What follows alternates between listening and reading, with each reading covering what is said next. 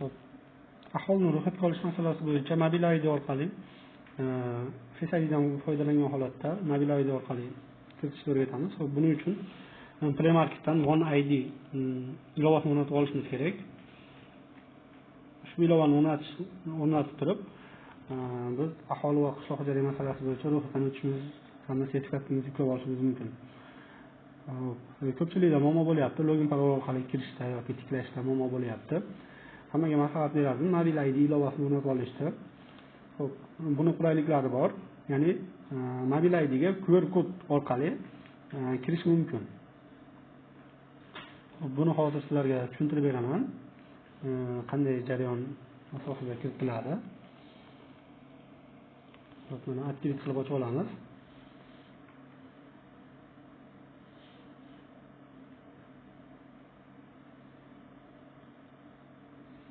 Bu joyda mobil ID orqali kirish bor, My ID orqali kirish bor. My ID orqali kirish tanlayman.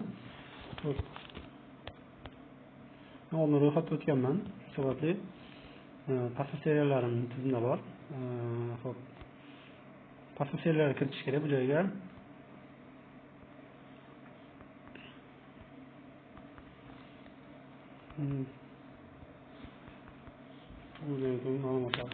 Bu joyda Face IDdan o'tib qo'yish kerak. Face IDga ruxsat berib qo'yamiz.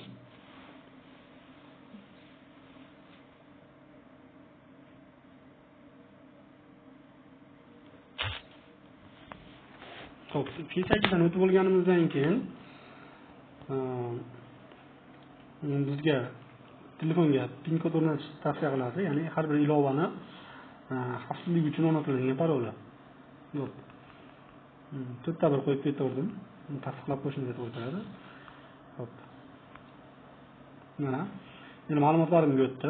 Xo'p, bu joyda biz qanday foydalanishimiz mumkin? Buning uchun bizga yana bitta qurilma kerak bo'ladi.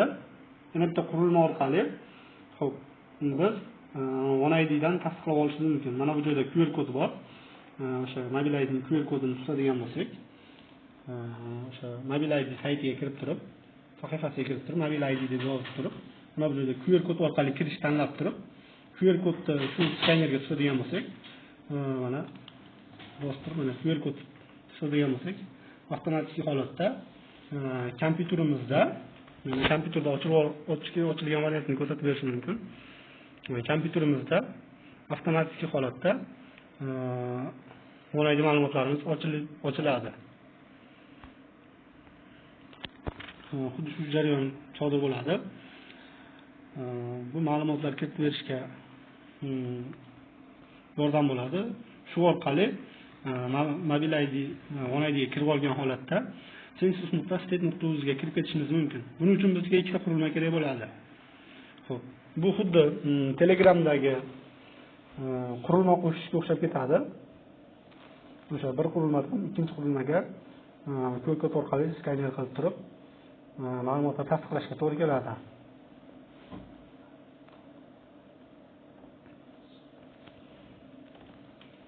Xo'p. Jarayon davom ettiradigan bo'lsak, xo'p, biz census saytini bosamiz. Biz One ID orqali kirib olganmiz. Hamda o'sha ma'lumotlarni profildan chiqib turib, qaytadan One ID ga kirib oladigan bo'lsak, profildan chiqib turib, qaytadan One ID ga kirib oladigan bo'lsak, mana kirishni bosadigan bo'lsak, mana o'zimiz One ID imizga kirib ketadi.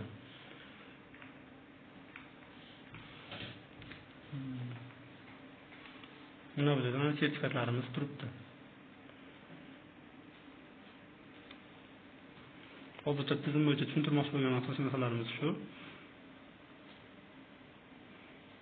Muammo bo'lsa, bemalol aholi va qishloq xo'jaligi masalalari bo'yicha shtab xodimlariga murojaat qilishingiz mumkin.